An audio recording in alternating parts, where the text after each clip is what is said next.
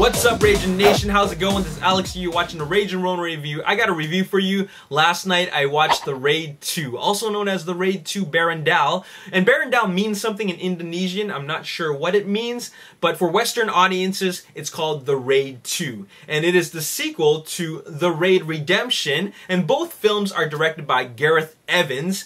And it stars Iko Uwais, who plays Rama, the main character, who was also the main character in the first film. And the Raid 2 picks up exactly where the first one left off. So if you're watching the Raid 2, it would be a good idea to watch the first Raid film, simply because the beginning ties in directly with the events of the last film, okay? So one thing you gotta know about watching the Raid movies is that they are full-on martial arts action spectacles. They're very hard-hitting action films, and this film is no different, okay? One thing about the first Raid film is that it is just like full-on, non-stop, hard-hitting action. Thin on plot, thin on character development, just crazy action. And sometimes that's all you need. When the action is just done so well, it is really just it's like poetry. Okay, the action and the violence is art in itself, and it does all the talking. It's the dialogue in the film. The visuals speak for themselves, and that's what made The Raid a great film. Now, with the second one, The Raid 2, director Gareth Evans, he wanted to do that and more. He wanted to fill in the one thing that was missing, or the two things that was missing from the first film, and that is character development and I guess a more complex story. Because the first film had like a very, very simple story, and that was just kill the bad guys. That's all it really was. But this time around, he wanted to make it more complex, and he does that. He succeeds in doing that. But I gotta say that he makes it a little bit too complex. I mean, it's not too complex that you don't understand what's going on. It's too complex for the fact that it's a Raid film. Okay, let's not forget that we're watching a Raid film, and because of that, the action should almost dominate the story and the characters. But this time around, he wanted to make this like a real movie, like a movie with everything, like emotion and story development and characters, with you know, with a lot of conflicts going through their minds, you know, making unique and complex characters, and to top it off, complement the story with some really spectacular action sequences. And he does that. He does do that, but I just feel that it really isn't that necessary. You don't really need to do that. The movie is 2.5 hours long. The first film was only 1 hour and 40 minutes. He makes the sequel 50 minutes longer than the predecessor, and it's mainly because he adds in all this story development in the movie to the point where I feel that it's kind of unnecessary. I think they could have shaved off a good half hour.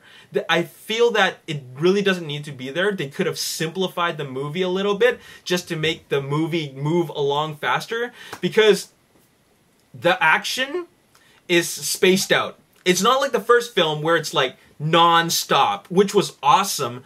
But I feel that the audience, when they're watching the Raid 2, we have to get over these hills before we can get into some action. And for the first and second acts of the film, a lot of the action sequences, I feel, are kind of they're not as emotional, and they're not as they're kind of meaningless in a way, because a lot of times you have these fight scenes where you're just having this one guy who's totally overpowered, and then all these henchmen kind of come out of nowhere, and they don't stand a chance. So in other words, it's one guy who's really the bully, and he can beat all of them with no problem at all. And so the first and second act of the film, it's really these types of action sequences. None of the opponents are really formidable in the first two acts. It's really just one guy versus like 20 other guys, and he's able to defeat all of them, and then repeat cycle throughout the first 90 minutes of the film. And of course, there's a lot of exposition between fight sequences, and which I feel go for a little bit too long. It's just a little bit too drawn out. The action sequences are still fun to watch. They're spectacular, but they don't put a whole lot of meaning to the story. They're just really well done, but I don't feel that they complement the story very well. Now, once we get to the 90-minute mark of the film, starting off with this spectacular car chase sequence, that's when the movie really picks up as a raid film. That's when the action is just crazy, okay? And that's when Rama's opponents are not just a bunch of henchmen who don't stand a chance against him. Now we get some more unique characters, some characters that are kind of over the top, like for example, this baseball bat kid and the hammer girl. Like, they're kind of like cartoon character over the top type of villains, but they still are very unique villains where you know, they're formidable enough for a good fight scene against Rama. So that's when it starts to really pick up, and that's when I feel like, okay, I'm watching a full-on non-stop action movie. But for the rest of the film, a little bit too much exposition. Now, I don't mind exposition as long as it really adds to the story. But I feel like that there's almost like a whole sub-story that really doesn't need to be there. In fact, they could have written out this entire sub-story of this character named Koso. Okay? There's a character named Koso who, he holds some sort of significance, okay?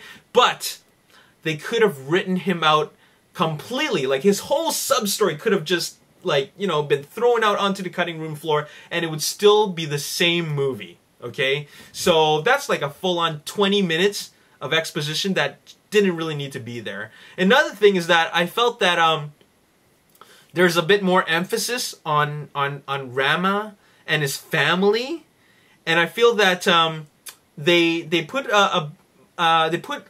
enough emphasis on it so that you care about the character, and you're really rooting for the character and care about his outcome and his family's outcome.